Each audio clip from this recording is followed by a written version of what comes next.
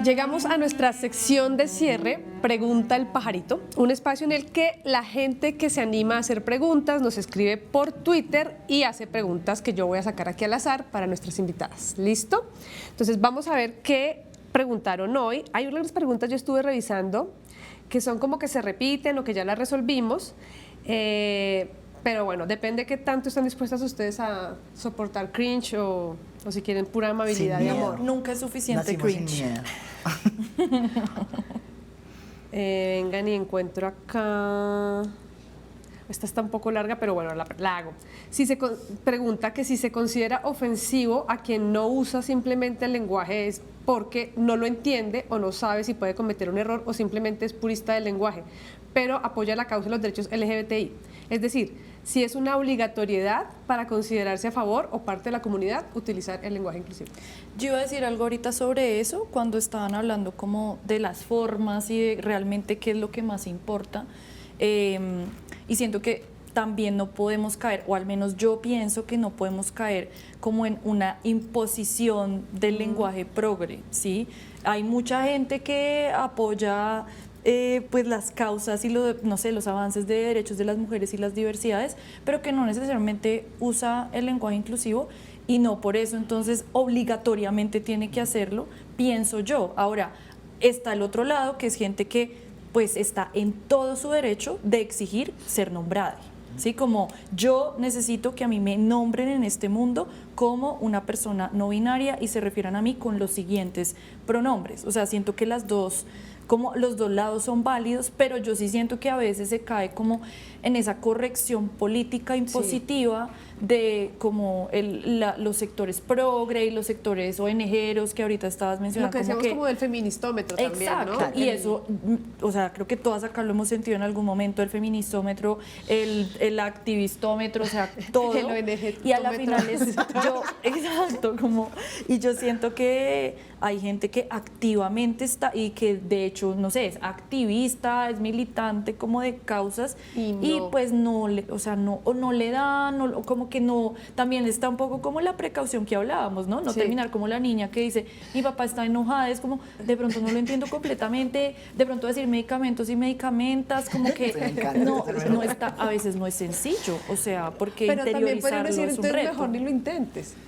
Pues digo, si te estresa tanto. Sí, O sea, o también no ofenderse, ¿no? Como si en ese mal uso es como, pues la cagaste, pero es como, bueno, ok, no, acá no es aplicable, pero ofenderse también digo, pues acá estamos aprendiendo todos. Yo dije todos. No, ¿cómo va a decir cosas? Exacto. Yo, o sea, varias cosas como que se me vienen a la cabeza con lo que dice Natalia. Primero, o sea, como la frase típica de tus acciones hablan más que las palabras, completamente de acuerdo. O sea, quien no ha tenido un exnovio que es repaila, o sea, yo he tenido hasta exnovios que son defensores de derechos humanos, pero son repaila. Hay 20.000. No sé, o sea, como bien, pero tampoco tanto. Lo segundo es el poema del que ahorita hablamos de Mauro Cabral. O sea, lo que más me gusta del lenguaje inclusivo es que no me lo imponen, es que yo lo uso porque lo quiero. Y lo tercero es que creo que en el debate sobre la libertad de expresión no nos podemos olvidar que la ofensa y el insulto está protegido por la libertad de expresión. ¿Y por qué digo que es importante? Por ejemplo, en el caso de las Pussy Riot en Rusia, a ellas las meten a la cárcel porque la iglesia se sintió ofendida. Entonces yo creo que no se trata, o sea, como que la ofensa no puede ser una forma para yo limitar tu libertad de expresión, y tampoco creo que sea la finalidad del cambio social. No es si yo me ofendo o no el problema. Que esa sea la medida, digamos. Aquí hay una que se repitió mucho en muchos formatos, así que la voy a coger de aquí. Dice, ¿hasta qué punto el lenguaje inclusivo es excluyente con las personas con discapacidad visual? Por ejemplo, al rehusarse a usar la E en lugar de la X. Veo que usan mucho la X en post y cosas así, y las tecnologías asistivas de lectura no la pueden leer. Eso ya lo tocamos, pero aquí dice que como que es excluyente. Cuando uno dice eso es como si hubiera una intención de excluir. No necesariamente, o sea, yo creo que la discriminación puede ocurrir con intención o sin intención. O sea, hay mucha gente que discrimina un montón, pero lo hace sin intención.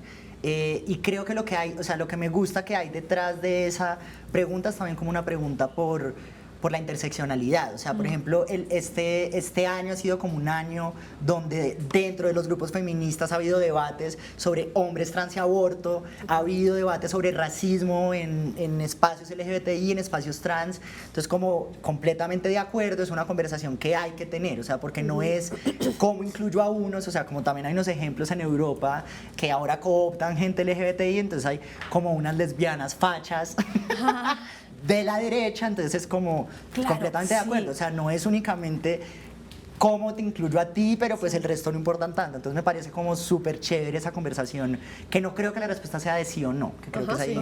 Yo pienso que estoy de acuerdo con Mati en que una puede excluir con o sin intención, pero yo pienso que en ambos casos debe ser corregido. O sea, claro. digamos, y yo lo pienso como una persona que dirige un medio de comunicación. O sea, nosotras hemos sido conscientes de exclusiones que hemos cometido por ignorancia y que deben igual ser corregidas. Entonces el tema del lenguaje inclusivo, como ir aprendiendo y es, ok, o estas discusiones que ha habido este año que han sido súper interesantes sobre interseccionalidad, no solamente con mujeres y personas diversas negras, sino también con personas con diversidad funcional, que de hecho este año lideraron, el año pasado creo, lideraron la marcha del 8M, por ejemplo, como caer en cuenta y una tiene que desaprender un montón de racismos interiorizados, de no tener en cuenta a personas con diversidad funcional, de ser excluyente en esos sentidos. Entonces yo creo que en ambos casos tiene que ir hacia la mejora esa exclusión. Igual yo creo que ahí es importante que sea muy claro que corregir no es sancionar, ¿no? O sea, que es como corregir no es cascarle al otro, que creo que es un poco en lo que cae y se vuelve todo pelotera. Sí.